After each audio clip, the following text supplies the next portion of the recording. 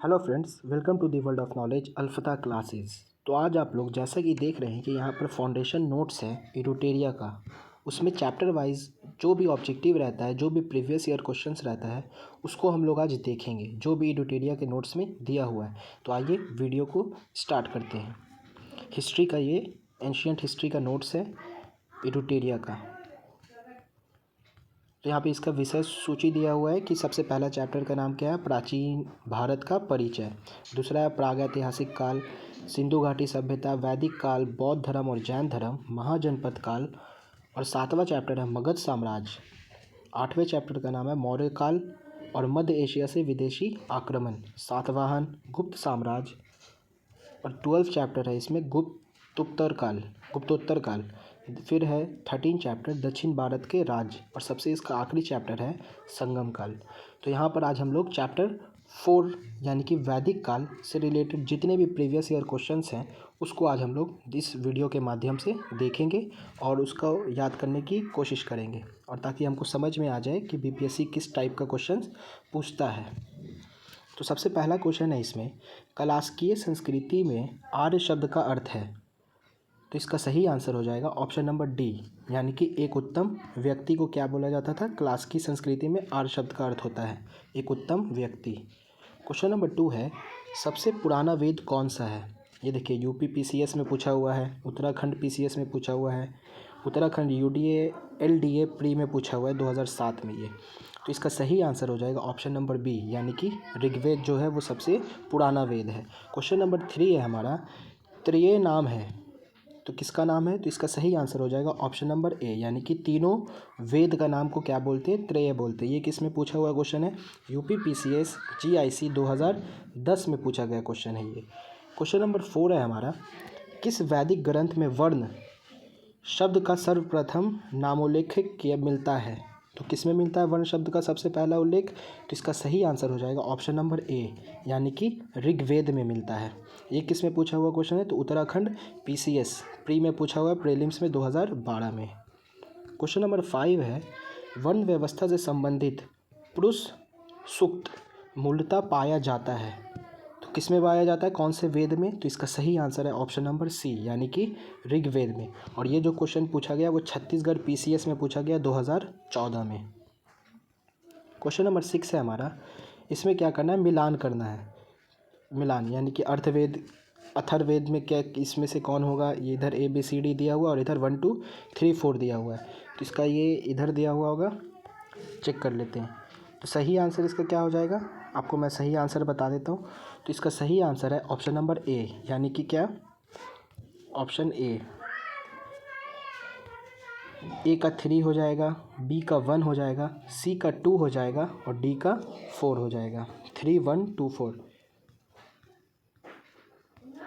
3 1 2 4, यानी कि अथर्ववेद औषधीय से संबंधित है, ऋग्वेद ईश्वर महिमा है, यजुर्वेद में बलिदान विधि है और सामवेद संगीत से रिलेटेड है। तो क्वेश्चन नंबर 7 की तरफ हम लोग आते हैं। क्वेश्चन नंबर 7 है हमारा, ये भी एक मिलान वाला क्वेश्चन है। सूची 1 को सूची 2 से मिलान करना है। क्वेश्चन है, सूची 1 को सूची 2 से सम्मिलित कीजिए और नीचे दिए गए कूट की सहायता से उत्तर चुनिए। तो ऋग्वेद में क्या है, तो इसका सही आंसर है ऑप्शन नंबर ए, यानी कि 4 2 1 3। तो ऋग्वेद का आंसर क्या हो जाएगा, श्रोत एवं प्रार्थनाएं। यजुर्वेद का हो जाएगा श्रोत एवं कर्मकांड। सामवेद का हो जाएगा संगीतमय श्रोत और अथर्ववेद का हो जाएगा तंत्र मंत्र एवं वशीकरण। तो इसका करेक्ट आंसर है option number A. Question number 8 की तरफ हम लोग आते हैं। क्वेश्चन नंबर 8 है हमारा, निम्नलिखित 4 वेदों में से किस एक में जादुई माया और वशीकरण का वर्णन है। तो इसका सही आंसर हो जाएगा ऑप्शन नंबर सी, यानी कि अथर्ववेद में है और ये झारखंड पीसीएस 2011 में पूछा गया है। क्वेश्चन नंबर 9 है, गोपद ब्राह्मण संबंधित है। तो गोपद ब्राह्मण किससे संबंधित है, तो इसका करेक्ट आंसर है ऑप्शन नंबर सी, यानी कि अथर्ववेद से। और ये यूपी ARO 2014 में पूछा गया क्वेश्चन है ये। क्वेश्चन नंबर 10 है हमारा, ऋग्वेद का कौन सा मंडल पूर्णतः सोम को समर्पित है। तो कौन सा मंडल जो है वो सोम को समर्पित है। तो इसका सही आंसर है ऑप्शन नंबर सी, यानी कि 9वां मंडल। और ये 42वां बीपीएससी में 1997 में पूछा गया क्वेश्चन है।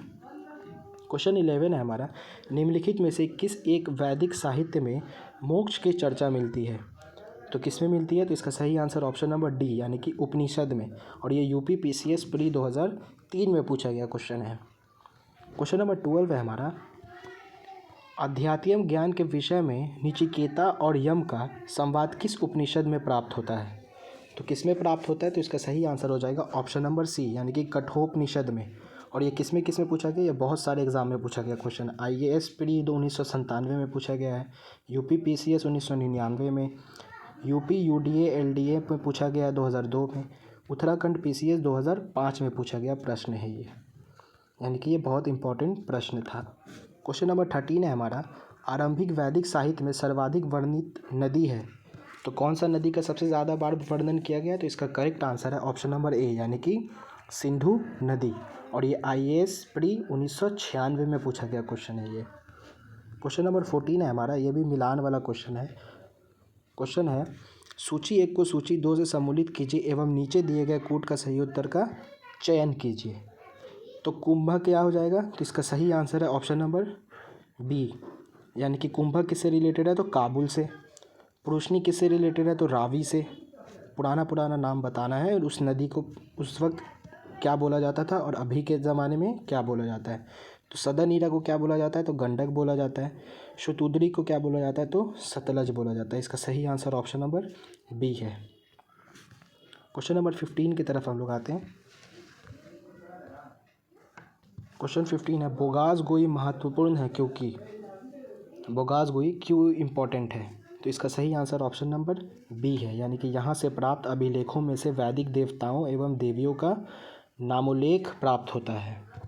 और ये किस में पूछा गया? यूपी पीसीएस में पूछा गया क्वेश्चन है 1996 में, और 39 बीपीएससी में भी पूछा गया 1994 में। क्वेश्चन नंबर 16 है, 14वीं सदी ईसा पूर्व का एक अभिलेख जिसमें वैदिक देवताओं का वर्णन है प्राप्त हुआ है तो ये कहाँ से मिला है? तो इसका सही आंसर ऑप्शन नंबर बी है यानी कि बोगास कोई से मिला है। और ये यूपी पीसीएस मेंस में पूछा गया क्वेश्चन है ये। क्वेश्चन 17 है, प्रसिद्ध 10 राज्यों का युद्ध किस नदी के तट पर लड़ा गया था? जो 10 राज्यों का युद्ध हुआ था वो किस नदी पर लड़ा गया था? तो इसका सही आंसर ऑप्शन नंबर डी यानी कि पुरुषनी नदी पर लड़ा गया था। और ये किस का क्वेश्चन है? ये 42वां बीपीएससी में पूछा गया प्रश्न है 1997 में। क्वेश्चन 18 है, निम्न में से किस नदी को ऋग्वेद में मातेतमा देवीतमा नदीतमा से संबोधित किया जाता है? तो इसका सही आंसर ऑप्शन नंबर बी यानी कि सरस्वती नदी को, जो कि अब विलुप्त हो चुकी है। ये किस में पूछा गया क्वेश्चन है? यूपी पीसीएस एसपीएल मेंस 2008 में पूछा गया प्रश्न है ये। क्वेश्चन नंबर 19 है, ये भी एक मिलान करने वाला है। ब्रही किससे रिलेटेड है? तो इसका सही है और चावल। ब्रीही किसको बोला जाता है? तो चावल को बोला जाता है। और ये क्या है? मुद किससे रिलेटेड है? मुद जो रिलेटेड है वो मूंग से रिलेटेड है। यव किससे रिलेटेड है? यव जो रिलेटेड है वो जौ को बोला जाता है यव। और इशू किसको बोला जाता है? तो गन्ना को बोला जाता है। तो इसका सही आंसर है 1 का, ये हो जाएगा 1, ये हो जाएगा 2, ये 3 और ये 4 यानी कि 4 1 2 3। इसका सही आंसर ऑप्शन नंबर डी है यानी कि ए का हो गया 2, बी का हो जाएगा 3, सी का 4 और डी का 1। तो correct answer is option number D. Question number 20 की तरफ हम लोग आते हैं। क्वेश्चन नंबर 20 है, पुराणों की संख्या है, पुराणों की कितनी संख्या है? तो इसका सही आंसर है ऑप्शन नंबर बी यानी कि 18 है। और ये यूपी पीसीएस 2010 में, यूपी पीसीएस 2009 दोनों में पूछा गया प्रश्न है ये। क्वेश्चन नंबर 21 है, सत्यमेव जयते शब्द किस उपनिषद से लिए गए हैं? तो किस उपनिषद से लिए गए हैं? तो इसका सही आंसर ऑप्शन नंबर ए यानी कि मुंडको उपनिषद से लिए गए हैं। ये किस में पूछा गया? यूपी पीसीएस एसपीएल प्री 2004 में पूछा गया और यूपी पीसीएस मेंस 2004 में पूछा गया प्रश्न है ये। क्वेश्चन नंबर 22 की तरफ आते हैं, वैदिक काल में किस जानवर को अघेन्या माना गया है? तो किसको माना गया? तो इसका सही आंसर ऑप्शन नंबर सी यानी कि गाय को सबसे पवित्र माना गया। ये यूपी पीसीएस प्री 2008 में पूछा गया क्वेश्चन है। क्वेश्चन नंबर 23 है, वैदिक कर्मकांड में होता का संबंध है। होता किसको बोला जाता है वैदिक कर्मकांड में? तो इसका सही आंसर है ऑप्शन नंबर ए, यानी कि ऋग्वेद से रिलेटेड है ये, क्योंकि ऋग्वेद में ही होता शब्द का प्रयोग होता है। और ये यूपी ARO मेंस 2013 में पूछा गया प्रश्न है। क्वेश्चन नंबर 24 है, भारतीय प्रतीक पर उत्कीर्ण सत्यमेव जयते लिया गया है, तो ये किससे लिया गया है? तो इसका सही आंसर है ऑप्शन नंबर सी, यानी कि मुंडकोपनिषद से। और ये UPPSC RI 2014 में पूछा गया क्वेश्चन है ये। क्वेश्चन नंबर 25 की तरफ आते हैं, ये भी एक मिलान वाला है। तो सिंधु घाटी किससे है? तो इसका सही आंसर है नगरीय। सिंधु घाटी एक नगरीय सभ्यता है। उत्तर वैदिक समाज,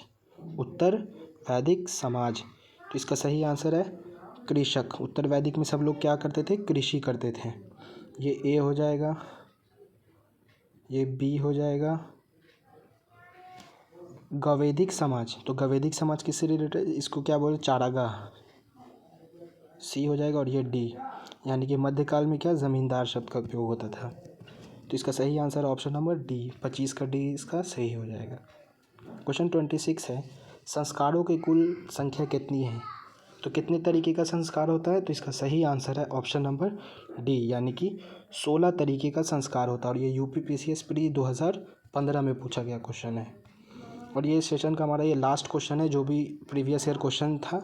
क्वेश्चन नंबर 27 है, जीविकोपार्जन हेतु वेद वेदांग पढ़ने वाला अध्यापक कहलाता था। वेद वेदांग जो पढ़ता था उसको क्या बोला जाता था? तो इसका करेक्ट आंसर है ऑप्शन नंबर सी, यानी कि उपाध्याय बोला जाता है। और ये उत्तराखंड UDA LDA मेंस 2007 में पूछा गया क्वेश्चन है। तो यहाँ पर हमारा जितना भी PYQ वैदिक काल से रिलेटेड जितना भी क्वेश्चन था उसको हम लोगों ने डील कर लिया, जो भी ट्यूटोरियल के नोट्स में था। आगे मिलते हैं आपके साथ नेक्स्ट वीडियो के साथ, तब तक के लिए अपना ख्याल रखें। Take care, bye.